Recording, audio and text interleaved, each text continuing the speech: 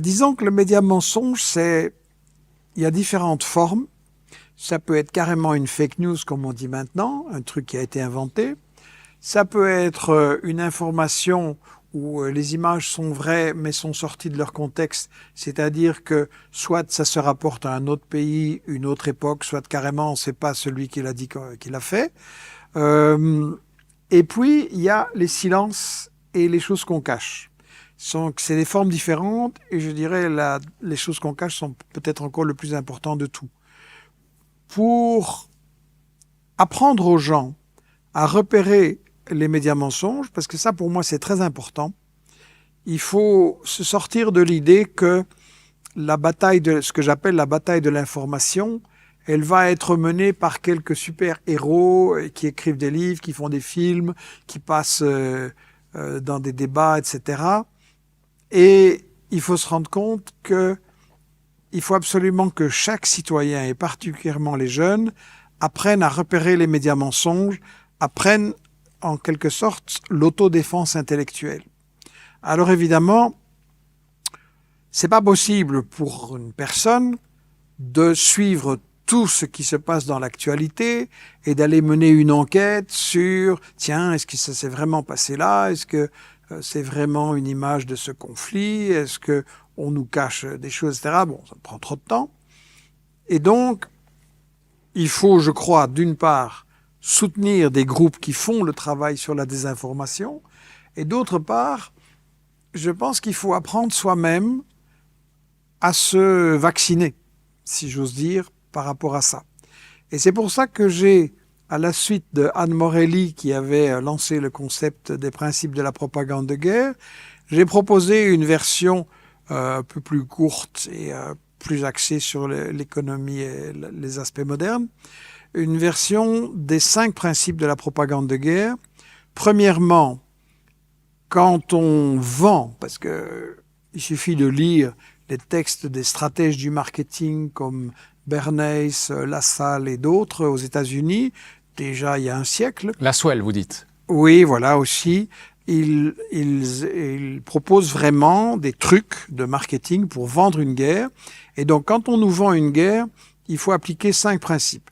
Le premier, occulter les intérêts économiques. Je parlais des multinationales et du fait que les guerres sont toutes des guerres pour le fric des multinationales, pour maintenir leur position dominante. Et ça, on peut le montrer sur la Libye, la Syrie, l'Ukraine, Gaza, la Palestine, aussi ce que j'appelle des guerres non déclarées, mais qui sont tout aussi agressives, le Venezuela, Cuba, voilà. Occulter les intérêts économiques.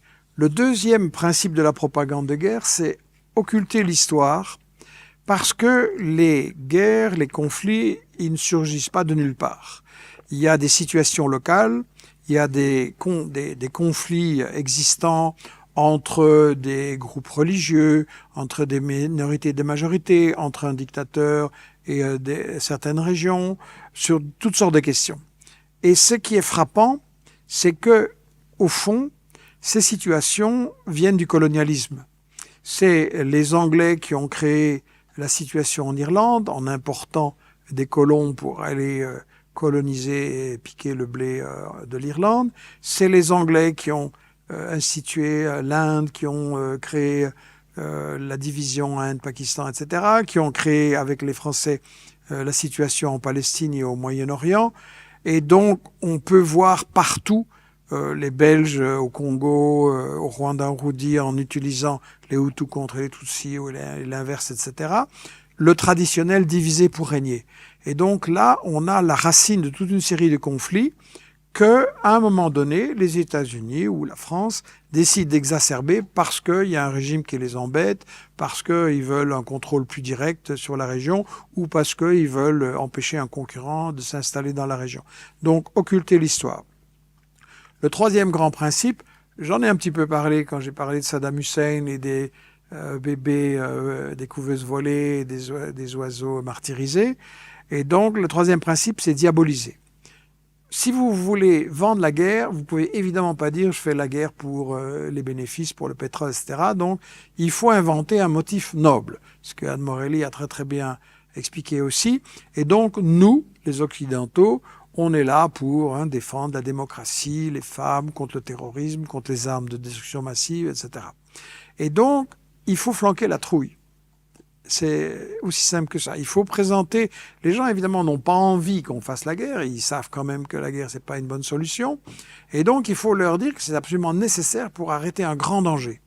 Et donc, on va diaboliser en montrant des images de l'ennemi, le dirigeant ou un groupe dirigeant. On va jamais dire qu'en fait, on fait la guerre contre l'ensemble d'un peuple. Non, c'est toujours... Et on va évidemment, comme je l'ai dit, démoniser, diaboliser avec des images. Très important. Et si on ne les a pas, on va en chercher et on fabrique. Un quatrième principe de la propagande de guerre, c'est d'inverser l'agresseur et l'agressé. C'est-à-dire qu'on doit toujours se présenter comme la victime. Bush, après le 11 septembre, les États-Unis sont attaqués. Ah ben oui, vous venez d'attaquer tout plein de pays, vous avez massacré les Arabes, les musulmans, vous avez semé la désolation. Oui, vous avez le boomerang, vous n'êtes pas la victime, vous êtes l'agresseur, vous restez l'agresseur. Israël est très fort dans ce rôle-là aussi, de se présenter toujours comme la victime des méchants Arabes, alors que Israël, depuis le départ, a volé une terre qui ne lui appartenait pas et est donc l'agresseur fondamentalement. Et le cinquième principe de la propagande de guerre, c'est monopoliser l'information, c'est-à-dire empêcher l'autre information de pénétrer vers le public et que le public puisse se dire « il y a une guerre, je dois confronter les deux versions, je dois écouter les deux, dans ça il ne faut pas que les gens puissent réfléchir, il faut les endormir ». Donc 5 principes, l'économie, l'histoire, diaboliser, inverser agresseur agressé, monopoliser. Si on a ça, on a les moyens de se défendre contre une situation qu'on ne connaît pas, et on a les moyens de dire « je doute, je vais vérifier, je ne vais pas m'engager sans réfléchir ».